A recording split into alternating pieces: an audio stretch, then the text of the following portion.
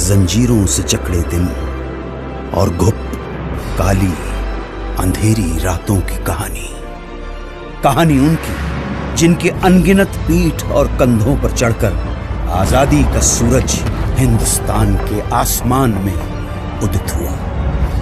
1857 British औपनिवेशिक सत्ता का एक क्रूर, शातिर और दमनकारी चेहरा, ईस्ट इंडिया कंपनी ने सिपाहियों को एक नई किस्म की इनफील्ड राइफल दी। इसमें गोली भरने के लिए कारतूस को दांतों से काटकर खोलना पड़ता था। ऐसा करना हिंदू और मुस्लिम सिपाहियों की धार्मिक भावनाओं के विरुद्ध था, क्योंकि कारतूसें चर्बी से बनी हुई थी।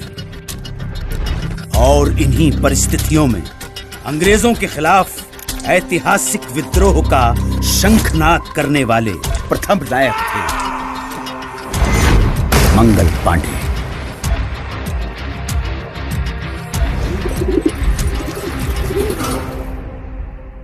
मंगल पांडे की शहादत बारूद के ढेर में पहली चिंगारी थी, और ये चिंगारी ऐसी भड़की कि देखते ही देखते बगावत की आग में पूरा देश दहकने लगा।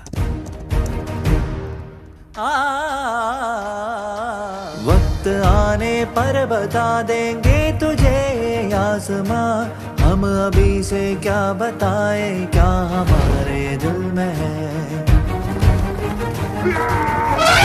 तूफानों की टोली और नसों में इनकलाब, होश दुश्मन के उड़ा देंगे हमें रोको ना।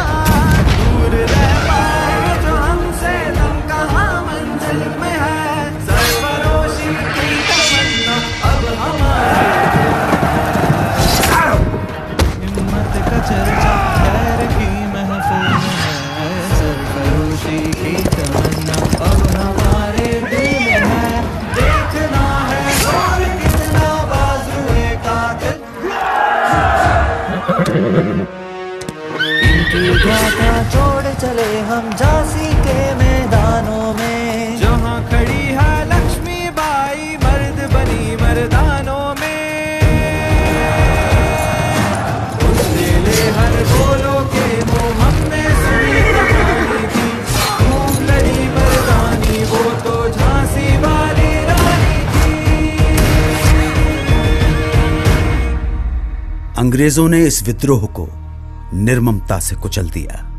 ब्रिटिश फौज द्वारा दिल्ली पर कब्जे के बाद आखिरी मुगल बादशाह बहादुर शाह जफर गिरफ्तार कर लिए गए। लाखों हिंदुस्तानियों को बर्बर तरीके से मौत के घाट उतार दिया गया। इसी के साथ स्वतंत्रता संग्राम के इतिहास में एक युग का अंत हो गया। वो खून कहो किस मतलब का जिसमें उबाल का नाम नहीं, वो खून कहो किस मतलब का आ सके देश के काम नहीं। बंगाल भारतीय राष्ट्रीय चेतना का सशक्त केंद्र। इसी चेतना को तोड़ने के लिए, हिंदू मुसलमानों के बीच फूट डालने के लिए सरकार ने घोषणा कर दी बंगाल विभाजन की। और फिर स्वदेशी आंदोलन की ऐसी लहर चली कि जिसकी गूंज भारत के कोने कोने में सुनाई पड़ने लगी।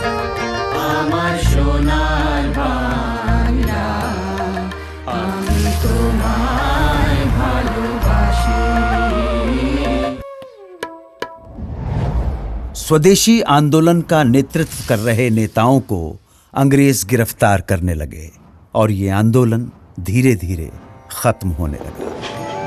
अब स्वतंत्रता संग्राम के नभमंडल पे एक अनोखे सूर्य का उदय हुआ। वैष्णव जन तो तेने 1919 की बैसाखी। इस दिन कुछ ऐसा हुआ जिससे पूरे देश की आत्मा सिहर उठी। खींच कर लाई है सबको कत्ल होने की उम्मीद,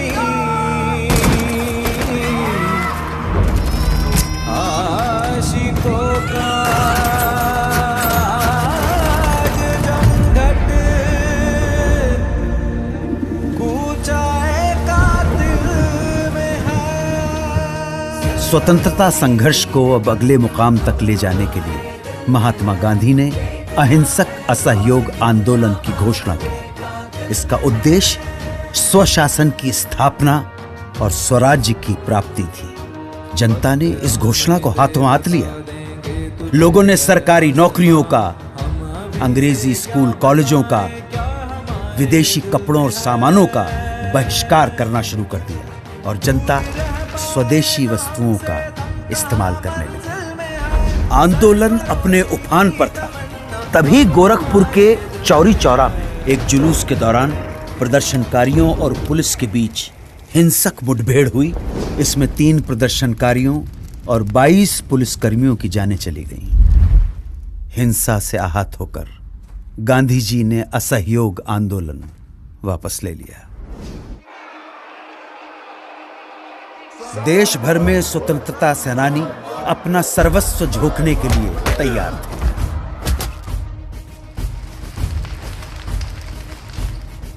आजादी की लड़ाई अपने चरम की ओर बढ़ रही थी।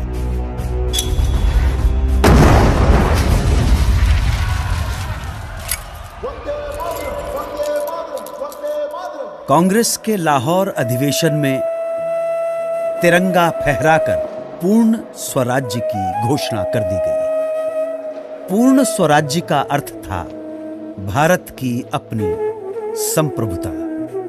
अब यहां से पीछे हटना नामुमकिन था।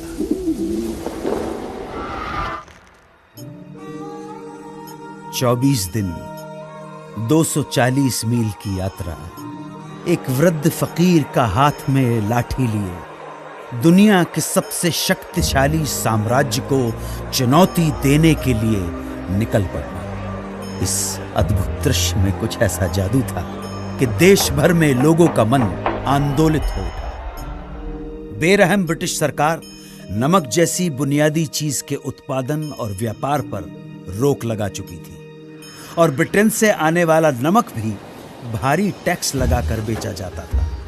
तब गांधी जी ने इस नमक को ही आजादी के लिए संघर्ष का मारक हथियार चुन लिया।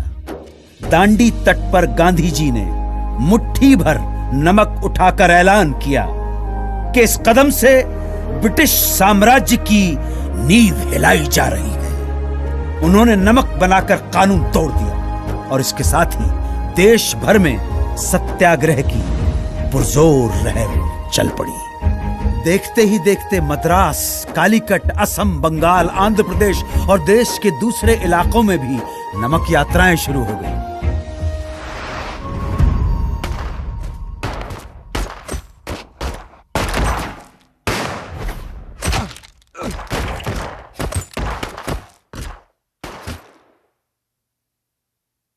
इस रंग में रंग के शिवा ने माँ का बंधन खोला।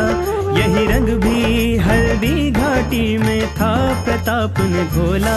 नव बसंत में भारत के हित में वीरों का यह टोला। दूर फिरंगी को करने को लहू में अपने घोला। ओ मेरा रंग दे बसंती चोला, माए रंग दे। ओ मेरा रंग दे बसंती चोला, माए रंग दे।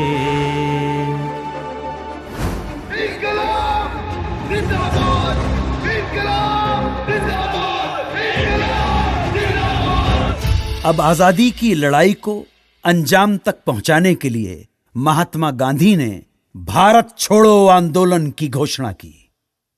उन्होंने देश की जनता को एक महामंत्र दिया, करो या मरो, या तो हम भारत को आजाद कराएंगे या इस कोशिश में अपनी जान दे देंगे।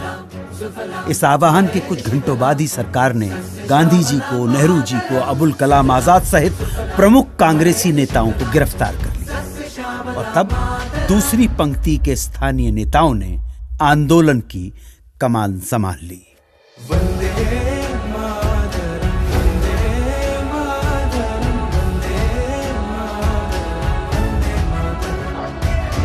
भारत छोड़ो आंदोलन एक निर्णायक बिंदु था।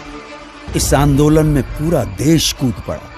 पुलिस थानों, कचहरियों, रेलवे स्टेशनों और अंग्रेजी सत्ता के दूसरे प्रतीकों पर कब्जा कर उन पर तिरंगा फहराया जाने लगा। बौखलाई सरकार ने न सिर्फ लोगों के साथ मारापीटी की, न सिर्फ भारी संख्या में लोगों की गिरफ्तारियां हुई, बल्कि कई बार तो फौजी हवाई जहाज से निहत्थे लोगों पर गोलियां तक बरसाई। अंग्रेजी अत्याचार के प्रतिघात में नेताजी सुभाष चंद्र बोस के नेतृत्व में उन्हीं दिनों जापान, मलय और बर्मा में आजाद हिंद फौज के झंडे तले एक प्रखर सैन्य मुहिम जारी थी।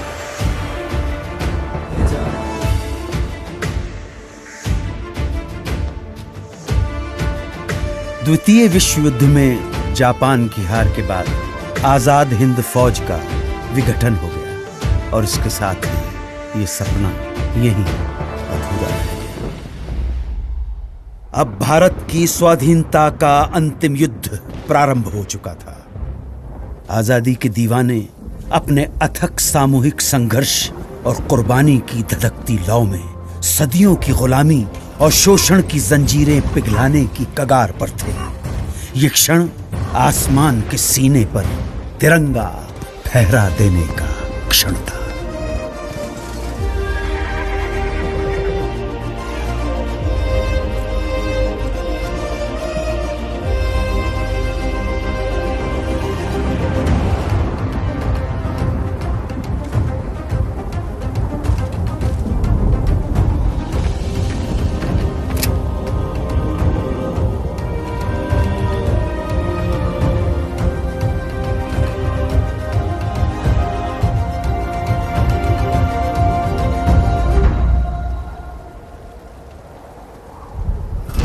Long years ago, we made a tryst with destiny, and now the time comes when we shall redeem our pledge. The stroke of the midnight hour, when the world sleeps, India will awake to life and freedom.